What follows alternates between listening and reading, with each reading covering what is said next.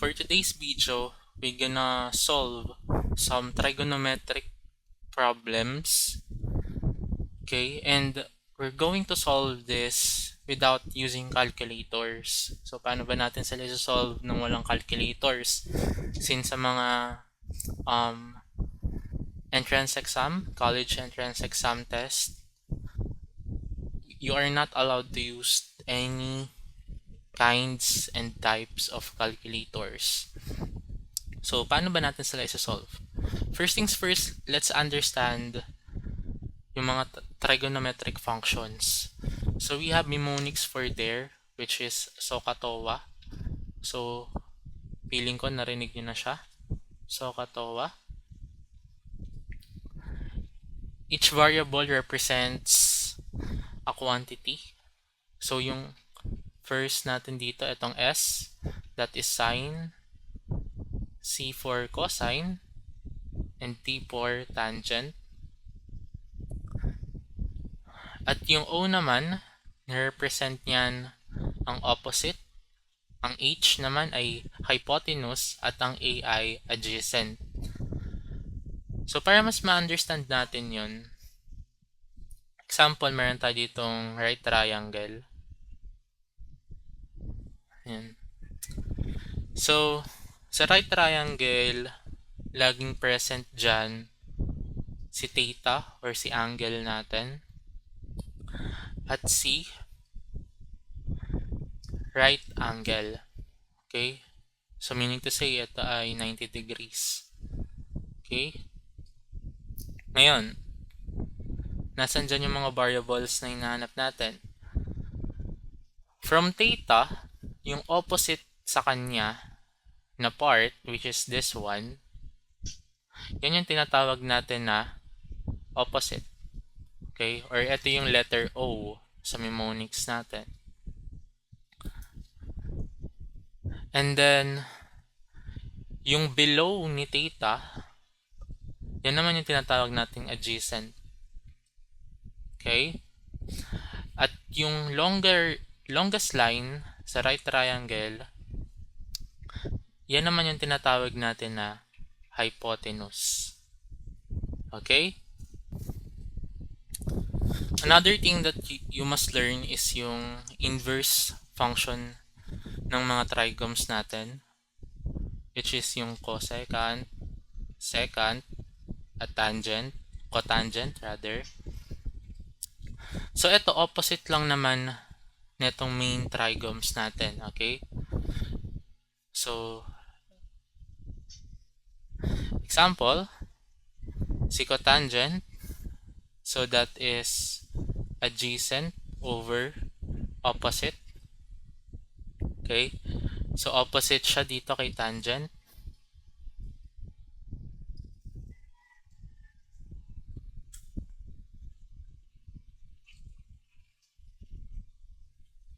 Okay?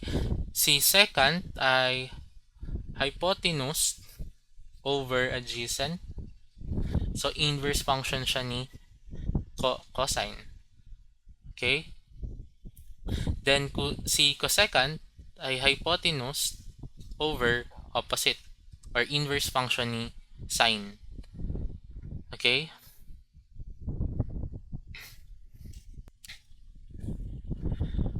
And another thing that you must know is yung formula natin for Pythagorean theorem, which is c squared is equals to a squared plus b squared. Okay? So, dapat familiar tayo sa lahat ng terms na meron tayo dito. So, now let's proceed sa mga examples. So, example, given sa atin that if sine is equals to, if sine theta is equals to 0.6, then what is the value of cosine? So, pinapahanap sa atin si cosine. So, how do we solve this without using any calculators? But first, kapag kami mang gantong problem, you just have to ignore etong mga variables na to. Example, nakakita kayo ng theta, alpha, or even yung beta. So, mga variables lang yan. So, ignore mo yan totally. Magpo-focus lang tayo kay sine, yan, kay cosine, kay tangent, etc. At yung sa values na binigay. Okay?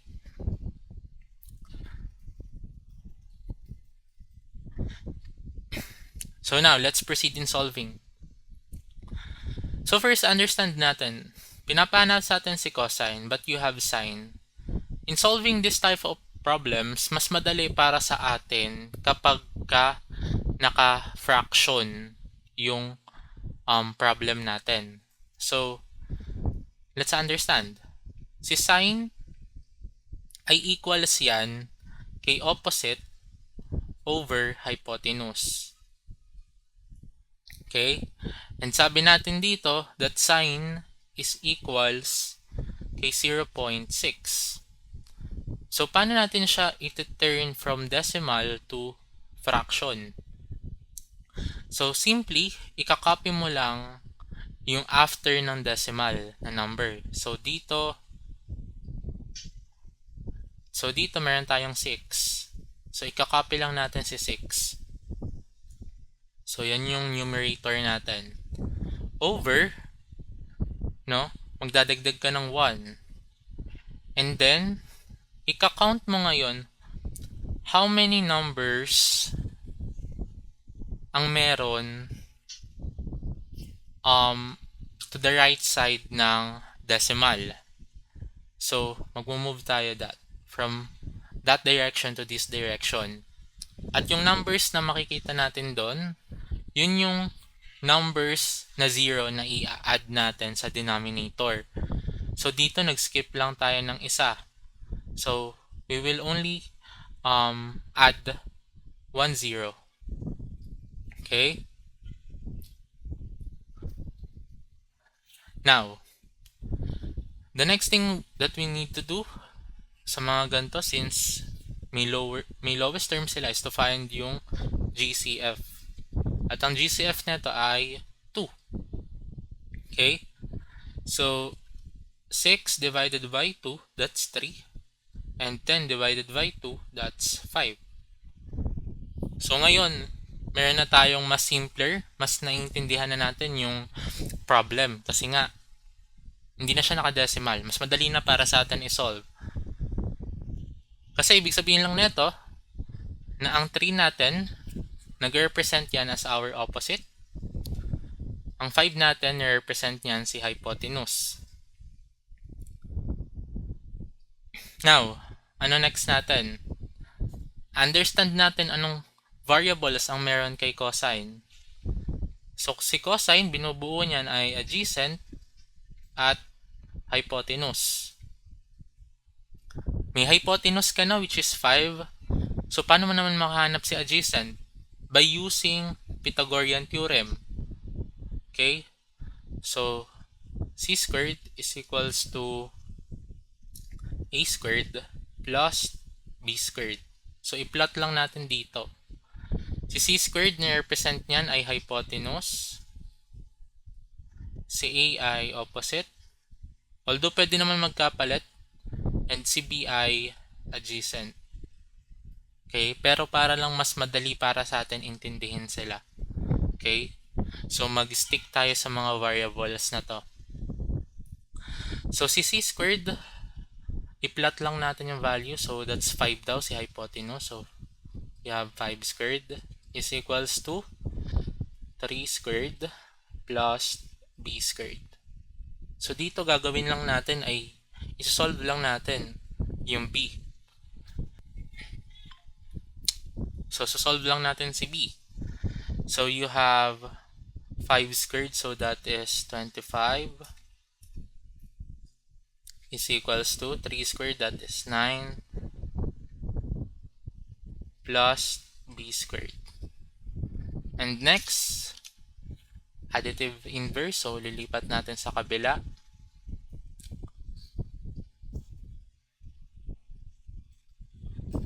So pagka nilipat natin sa kabila, magkakaroon tayo ng 25 minus 9 is equals to b squared. 25 minus 9, that is 16, is equals to b squared. And square root lang natin both terms para ma-cancel out c squared, since we are solving for b. So ang square root ni 16 ay 4. So 4 is equals b. Now, this is our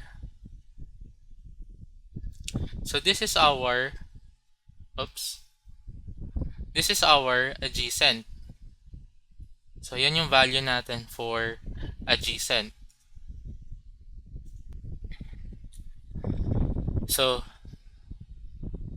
now that we know the adjacent, so mapaplot na natin siya ngayon sa cosine natin. Okay?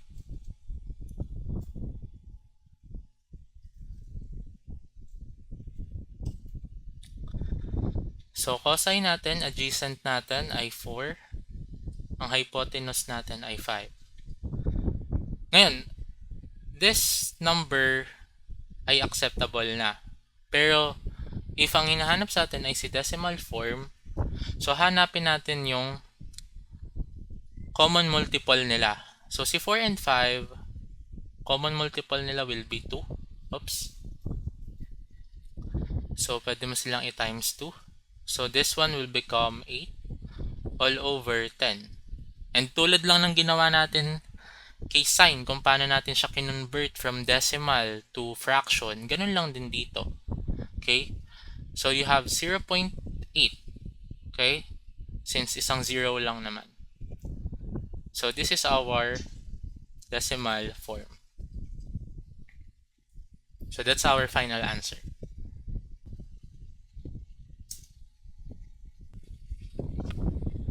So let's try another problem. Let's say given sa atin ay si tan alpha is equals to 0.75. Then ang pinapahanap sa atin ay si cos alpha. So again, identify natin or understand natin anong variables na meron sa kanila. So si kay tangent, equals yan kay opposite all over adjacent. Okay? Kay cosine, equals yan kay adjacent all over hypotenuse. So sabi natin dito, tangent equals daw siya kay 0.75. And paano natin siya gagawing fraction? I-copy lang natin tong 75. So before mag-decimal na number, copy natin. So that is 75 all over. How many zeros do we put? So 1, 2. So dalawang 0. So 1 and dalawang 0. Now, meron silang GCF. GCF nila ay 25. So 75 divided by 25, that's 3. And 100 divided by 25, that's 4. So now, again, ito yung opposite. At ito naman yung adjacent. Ngayon, what's the next thing that we have to do? We have to find yung hypotenuse. So to find for hypotenuse, we will use Pythagorean theorem.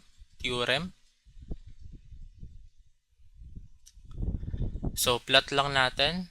So si hypotenuse ang nawawala, so remain natin si c. So that's 3 squared. Oops, sorry. Pwede naman din, 3 squared plus 4 squared. So si 3 squared natin ay 9 plus 16 equals to c squared. Then combine like terms, that is 25. We're gonna solve for c lang dito. And square root natin sila both side to cancel yung squared. So 25, so square root na 25, that is c is equals to 5. So now, this is our hypotenuse. Okay? So hypotenuse na natin yan. So pwede na natin ngayon i-plot ulit kay cosine. So let's do that.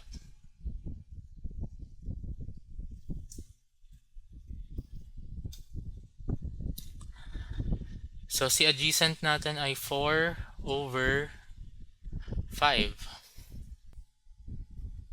So na-encounter na natin yung ganyan. So 4 over 5, that is 0.8 in decimal form. Okay? So that's our final answer. So another problem, what if naman ganito? What if given sa atin si sine is equals to 0.5 and then pinapahanap sa atin ang value ni cosecant na okay, so pinapahanap sa atin si cosecant. So understand ulit natin yung mga variables na meron sila. Si sine, bumubuo dyan ay opposite over hypotenuse. Si cosecant, bumubuo dyan hypotenuse over opposite. Now, solve natin. So 0.5 daw ang value ni sine. So gagawin lang natin ulit siyang fraction form, no? Para mas mapadali ang pagsosolve natin. So, lipat natin. So, magkakaroon tayo ng 5 over 10. At may GCF sila na 5. Tama? So, 5 divided by 5, that's 1. Then 10 divided by 5, that is 2. Now, paano naman dito? So, ang gagawin lang natin is i-inverse function lang natin si 1/2 para makuha natin si cosecant since parehas naman na yung value nila. Dahil ito si hypotenuse at ito naman si opposite. So, pagbabalik na rin lang natin yung dalawa. So, magkakaroon tayo dito ng 2 over 1 or ang simpler form niya, no? So, simplest form natin siya. So, that is 2. So, that's our final answer. So, let's try another problem. Let's say, given sa atin si tangent is equals to 0.8. Then, ano yung value daw ni cotangent?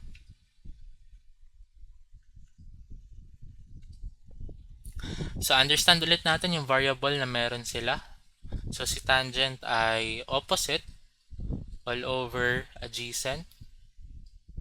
At si cotangent ay adjacent all over opposite.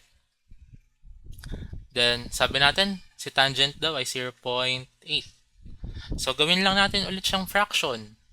So, that is 8 over 10. And meron silang GCF na 2. So, lowest term natin sila. So, this is 4. And this is 5. Now, inverse lang natin sila. Pagbaligtarin lang natin. Since, nakuha naman na natin yung mga values na dapat. So, eto si opposite. Eto si adjacent. So, dapat daw, si adjacent ang nasa taas. So, pagbaligtarin natin. So, magkakaroon tayo dyan ng 5 over 4. And, ano ang 5 over 4? That is simply 1.25. So, that's our final answer.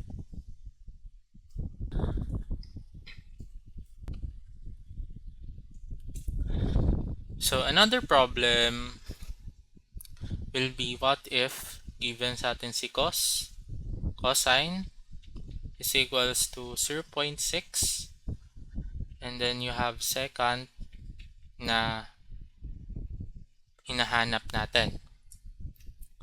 So, paano naman yan? Understand natin. Si cosine, binubuo niyan ay adjacent over hypotenuse.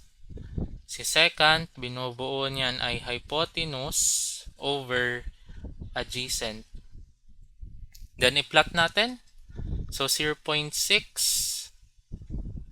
So magkakaroon tayo ng 6/10 and may lowest term pa sila na 3/5. Now, another thing that you can do is hindi na sila i-lowest term. So pwedeng etong 6/10 na lang yung gagamitin natin. So paano yan? So pagbaliktarin lang ulit natin. So magkakaroon tayo ng 10/6. So pagka ganyan, ang decimal lang yan is 1.66 na never ending. Okay? Now, if wala yung ganyang choices, baka naka-round off. So 1.7 is still also your possible answer. So this is our final answer. Another problem will be this. For an acute angle A, sine A is equals to cosine A, then what is the value of A? So, paano natin yan sa-solve? So, pagka mga gantong problem, nag-involve lang to ng right triangle. So, example, meron tayo dito ng right triangle. So, this is our 90 degrees. And then dito yung theta natin. So, gumagawa lang tayo dito ng representation na. So, longest line, hypotenuse. Sa baba ni theta, that is adjacent. Then yung opposite kay theta, that is opposite. Now, ano pa yung binigay sa problem natin? Sabi dito that sine A is equals to cosine A. So, si sine daw, ang binubuo ni sine ay opposite over hypotenuse. Ay similar lang din kay cosine na adjacent over hypotenuse.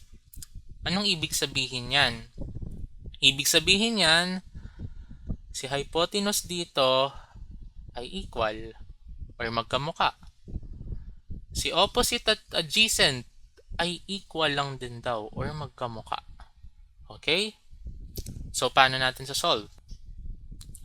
Now, on this problem, ang hinahanap natin ay angle. Okay? And we know na at this corner, that is 90 degrees. Okay? At ang isa pa sa standard, pagdating sa right triangle, laging ang total angles niyan ay 180. Okay? So now, i-minus na natin yung angle na meron kay right triangle. So minus 90 degrees. So magkakaroon lang tayo ng 90 degrees. Ngayon, sabi natin that sine A and cosine A are equal. At sabi natin that si opposite and adjacent ay equal lang din. So meaning to say, maghahati lang si opposite at si adjacent equally. So si 90 degrees ay i-divide lang natin by 2. At magkakaroon tayo ng 45 degrees. At yan ang ating final answer.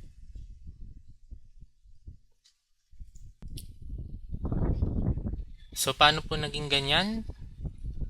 Ibig sabihin lang kasi niyan that at this angle, okay, sabi natin so ito adjacent ay 45 degrees lang to, no? At this angle, for opposite, ay 45 degrees lang din. Okay? So, 45 to, 45 to. Dahil nga equals lang sila. Okay? So now, let's move on to our second to the last example probably, or our last example. What if given sa atin si tangent na equal kay square root of 3? And then pinapahanap sa atin ang value ni secant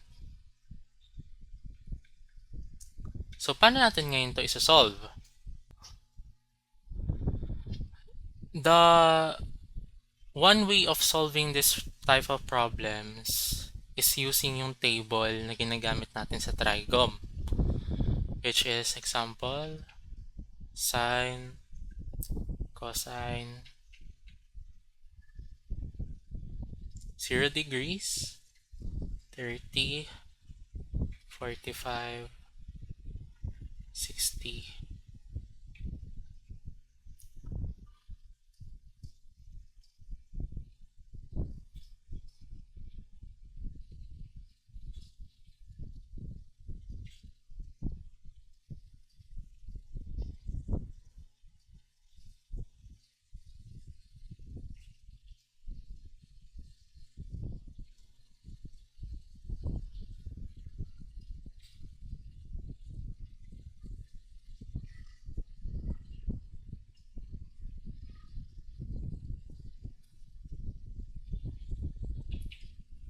So, undefined.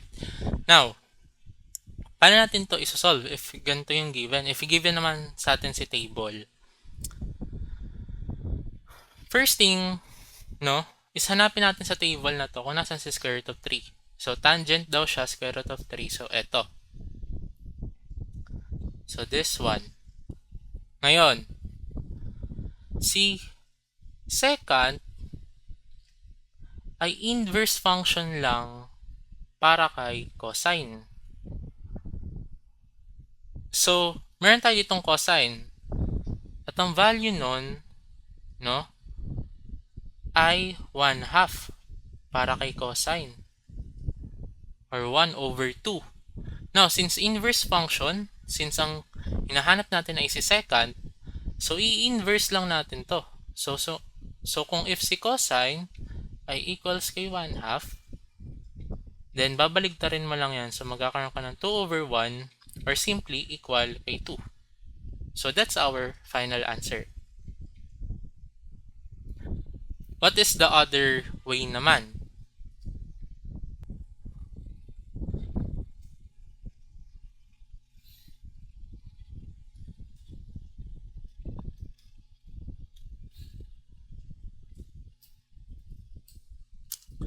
So ano naman yung other way? So again, sulat lang natin yung mga values or variable rather na meron sa bawat isa.